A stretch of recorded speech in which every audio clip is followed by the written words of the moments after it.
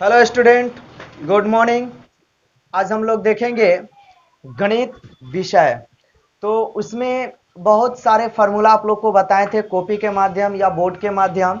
आज मैं फिर से आप लोगों को दो चर वाले रैखिक समीकरण के बारे में कुछ फार्मूला बता रहे हैं क्लास 10th का। चलिए ध्यान से देखिएगा। सबसे पहले दो चर वाले रैखिक समीकरण। तो सबसे पहले यहां ध्यान दीजिए, दो चर वाले रैखिक समीकरण। आपको इस बोलने में ही आपको लग रहा होगा कि दो चर वाला रैखिक समीकरण मतलब कै गो चर?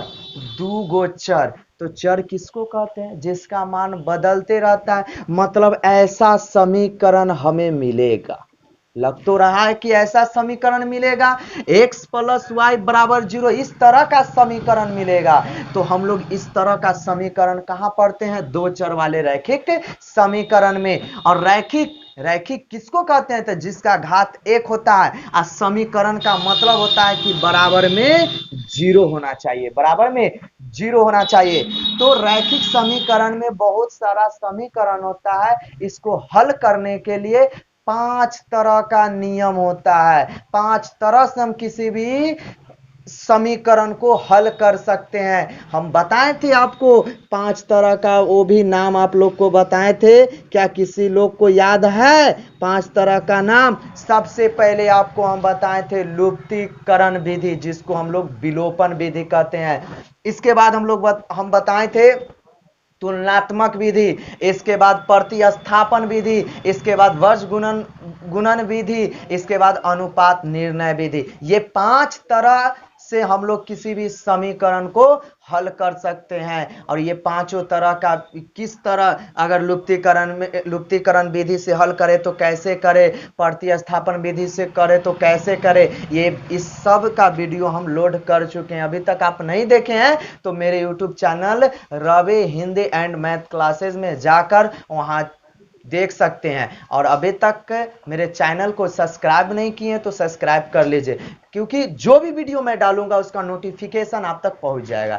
तो चलिए अब आगे देखते हैं। तो ये पांचों विधि आपको हम बता चुके हैं। अब इसमें एक फॉर्मूला होता है, कुछ शर्तें दे ले रहता है। चलिए देखिए, जैसे समीकरण दे दिया x प्लस 2y बराबर 3 और x माइनस 2y बराबर 4, कह देगा इसका कितना हल हो सकता है, कितना हल निकल सकता है। तो कुछ शर्त होते हैं, उसको हम लोग याद करते हैं। चलिए देखते हैं, ध्यान से देखिएगा। यदि शर्त दे दिया a बटा a डैश बराबर b बटा b डैश, ठीक है। अगर पहला वाला बराबर न हो, अगर ये पहला बराबर न हो तो इसका कितने हल निकलेंगे? तो एक, केवल एक हल निकलेगा। मतलब इसका कै गो हल निकलेगा? एक, केवल एक हल, ठीक है। और इसको हम लोग क्या चीज कहते हैं? तो हम लोग इसको कहते हैं अद्वितीय। क्या बोल सकते हैं इसको? अद्वितीय भी बोलते हैं, और इसको हम लोग अविरोधी बोलते हैं, अविरोधी।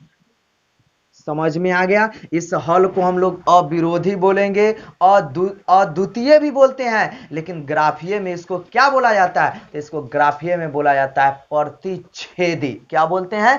प्रतिच्छेदी। समझ में आ गया? जब पहला वाला बराबर न हो तो इसका एक, केवल एक हल होता है। इसका दूसरा भी हम इसको कह सकते हैं द्वितीय हल, और नहीं तो अविरोधी। और ग्राफीय में इसका नाम क्या है? प्रतिच्छेदी। अब भाई कैसे, इसका एक उदाहरण देखते हैं। तो आपको इस तरह से उदाहरण दे दे 2x प्लस 4y बराबर 3, और इसमें दे दे 3x प्लस 5y बराबर 7। तो इसको देखिए 2/3 बराबर 4/5 बराबर 3/5। क्या ये दोनों आपस में बराबर है? नहीं ना, बराबर है। पहला के वाला बराबर नहीं, तो एक, केवल एक हल होगा। ठीक है, इस तरह आप निकाल सकते हैं कि इस समीकरण का कितना हल होगा? तो एक, केवल एक हल होगा। समझ में आ गया? इसके बाद दूसरा शर्त क्या देता है, अगर a बटा a डैश बराबर b बटा b डैश बराबर c बटा c डैश, अगर दोनों बराबर, तीनों बराबर हो तो इसका कितना हल निकलेगा, तो इसका हल अनगिनत हल निकलता है। कितना? अनगिनत हल। इसको हम लोग कहते हैं आश्रित। क्या निकलता है? अनगिनत हल, जिसको हम लोग बोलते हैं विरोधी, सॉरी आश्रित। क्या बोलते हैं? आश्रित। और इसका ग्राफ में नाम है समपाती। क्या नाम है? समपाती। समझ में आ गया?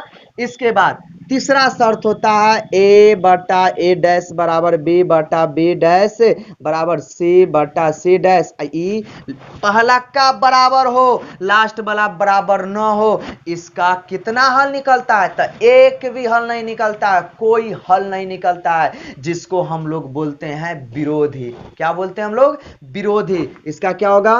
कोई हल नहीं, जिसको हम लोग बोलते हैं विरोधी। और इसका ग्राफीय नाम होता है, इसको ग्राफीय नाम प्रतिच्छेदी, इसका संपाती, इसका समांतर। क्या होता है? इसका समांतर। समझ में आ गया? एक उदाहरण बताइए आप लोग, इसका कितना हल होगा?